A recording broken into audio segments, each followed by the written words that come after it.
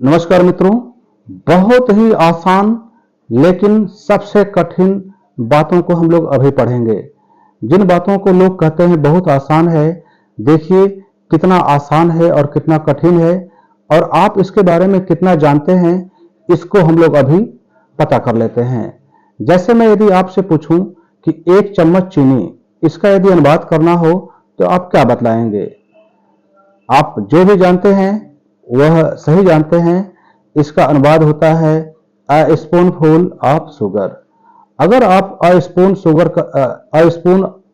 Of sugar कहते हैं तो वह गलत हो जाएगा। A spoon full of sugar यह वाक्य आपके लिए सही होगा। इस प्रकार आप अपने अंग्रेजी को बोलते वक्त बढ़िया से सही सही कर सकते हैं, बोल सकते हैं बिना गलती किए। चलिए हम लोग एक और देखते हैं। बोरा भर दाल। आप दाल खरीदने जाते हैं तो परिवार के हिसाब से आप खरीदते हैं, 2 किलो, 4 किलो, 5 किलो, एक बोरी।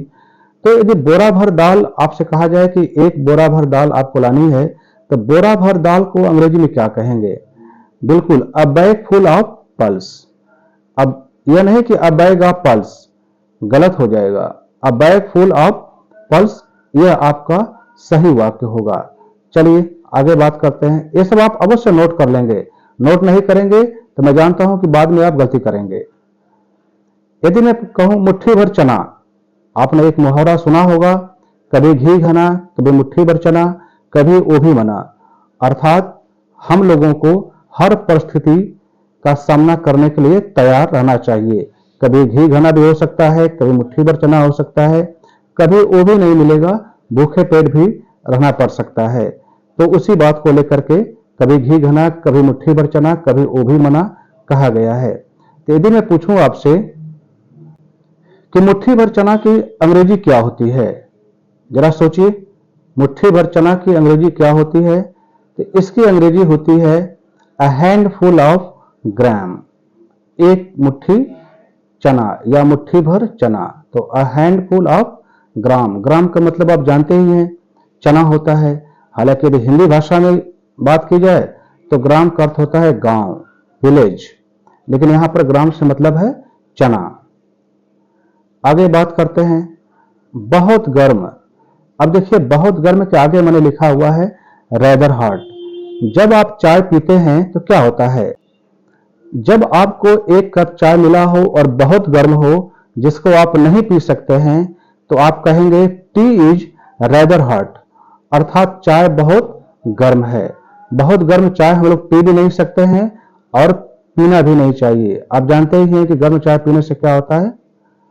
बहुत कठिन सवाल तो नहीं है, बस मुंह जल जाएगा। तो बहुत गर्म की अंग्रेजी हो गई रेदर हॉट। अच्छा, ये तो हो गई बहुत गर्म। अब हल्की गर्म चाय, जिसको हम लोग पीते हैं, चाय हल्की गर्म हो तभी अच्छी मानी जाती है। तो हल्की गर्म की अंग्रेजी होती है Fairlie hot. T is fairly hot, अर्थात यह पीने लायक है। यदि आप कह देते हैं रेदर हॉट तो वह चाय पीने लायक नहीं है। तो रेदर एक तरह से कह सकते हैं नेगेटिव के लिए नेगेटिवली प्रयोग हुआ है, और फेयरली हॉट यह पॉजिटिवली के रूप में प्रयोग हुआ है। अच्छा, अब मैं आपसे कहूं कमर भर पानी। जब कहीं आप रास्ते पर जाते हैं, कोई नदी नाला मिल जाए या बारिश हो जाए और गली में कमर भर पानी हो जाए, तो आप क्या बतलाएंगे कि चलना बहुत मुश्किल हो गया है, क्योंकि गली में कमर भर पानी हो गया है। तो कमर भर पानी को आप क्या बोलेंगे, जरा सोचिए।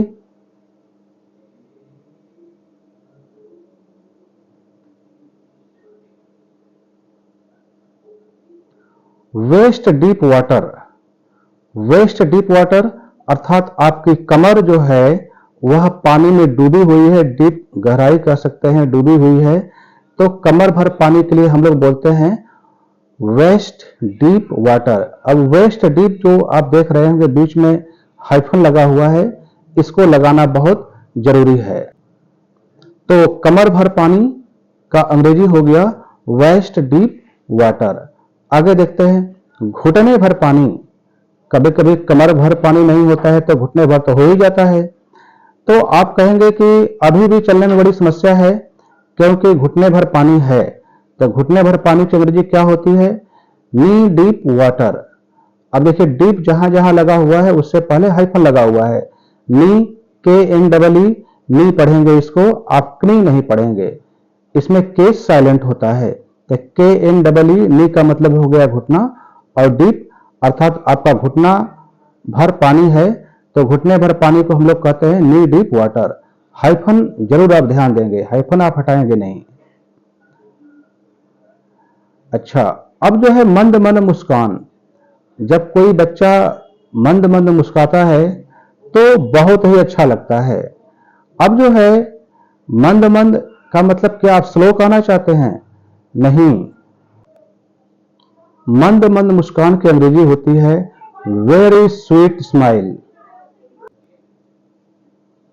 आप मंद मंद मुस्कान के लिए कभी स्लो नहीं लगाएंगे। मंद मंद मुस्कान जो बहुत अच्छी मुस्कान मानी जाती है उसको हम लोग अंग्रेजी में कहते हैं वेरी स्वीट स्माइल। आगे बात करते हैं मीठी मीठी सुगंध।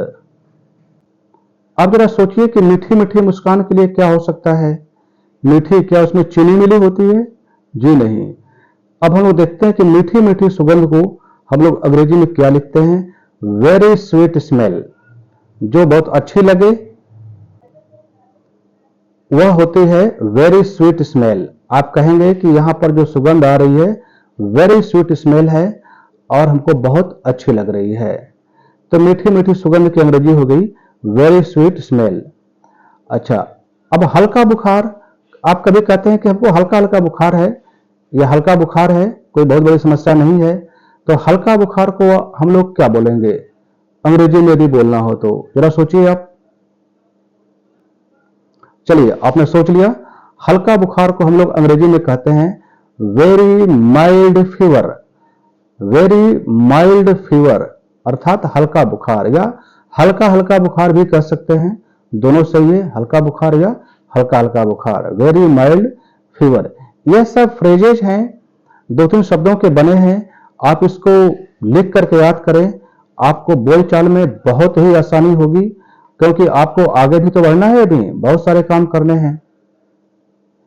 तो हम लोगों ने अभी सीखा जो है बहुत से ऐसे फ्रेजेस के बारे में जो दो तीन शब्दों के बने होते हैं और अक्सर बोलचाल की भाषा में प्रयोग होते रहते हैं, लेकिन जो लोग इन बातों से अवगत नहीं होते हैं तो गलतियां भी करते रहते हैं।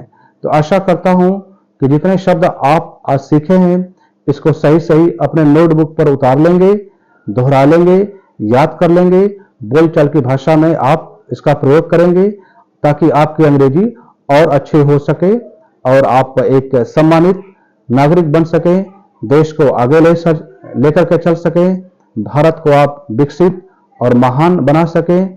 इसके लिए आवश्यक है कि अंग्रेजी भाषा का आपको सही सही, सटीक और बिना गलती किए हुए आप इसके जानकारी रखते रहें, क्योंकि आप ही के ऊपर है कि आप देश को किधर लेकर के जाना चाहते हैं।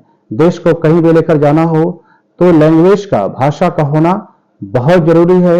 यदि अंतर्राष्ट्रीय स्तर पर बात हो रही हो तो केवल एक भाषा की जानकारी के आधार पर आप अंतर्राष्ट्रीय व्यापार, अंतर्राष्ट्रीय कामकाज नहीं कर सकते हैं। तो पढ़ते रहिए, आगे बढ़ते रहिए, मेरी शुभकामनाएं हैं। मिलते हैं कल एक नए वीडियो के साथ, तब तक के लिए धन्यवाद।